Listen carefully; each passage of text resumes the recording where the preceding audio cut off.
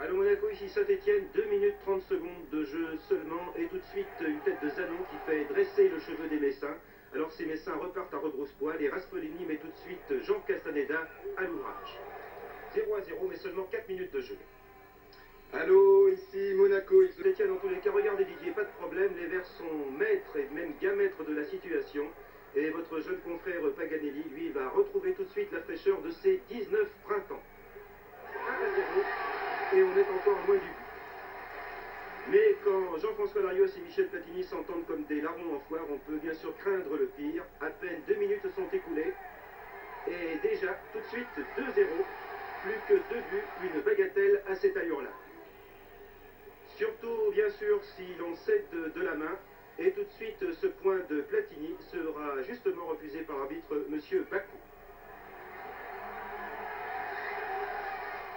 Car on va le voir, le capitaine de l'équipe de France va se livrer à un véritable petit numéro digne d'un Harlem Globetrotter, mais son rapide et très habile geste de la main n'échappera pas à l'arbitre.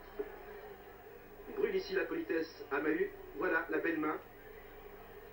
2-0 donc toujours, mais les attaques tous azimuts de Saint-Etienne créent quelques espaces dans la défense stéphanoise. On s'engouffre ici comme Raspolini, puis Bernat qui va résister, il réduit 2-1. Cela bien sûr jette un froid ici et rend le Sphinx Herbin plus Sphinx que jamais. Mais 30 secondes plus tard, les Verts repartent en campagne et Platini tient à nous laisser des regrets. 3-1 et seulement 30 minutes de jeu. Reste bien sûr 60 minutes d'espoir, ce qui donne encore plus de muscles et surtout de puissance. Regardez à Jean-Louis Zanon, 4-1 à la 35e minute. Plus qu'un but bien sûr, et l'impossible retournement de situation peut se réaliser.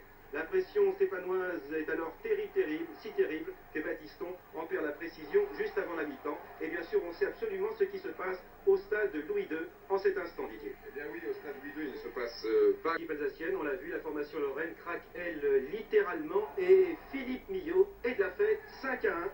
21h37 minutes, Saint-Etienne en position pour la première fois de champion de France, mais il reste 38 minutes de jeu.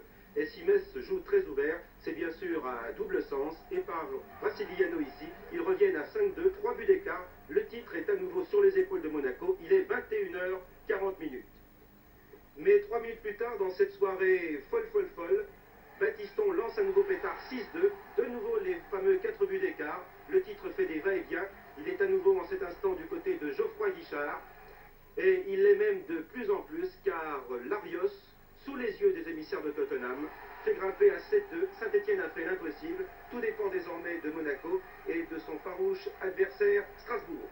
Eh bien Monaco, Georges-Dominique, pour Monaco devant le RC Strasbourg, il reste 29 minutes de jeu. Et si ici à Saint-Etienne on aurait pu en prendre un coup au moral, eh bien non, le feu d'artifice se poursuit 8-2 grâce à un deuxième but de Millot. Et Torré n'est pas content, c'est le gardien messin, à ne pas confondre bien sûr avec Ettori, votre gardien de but à Monaco.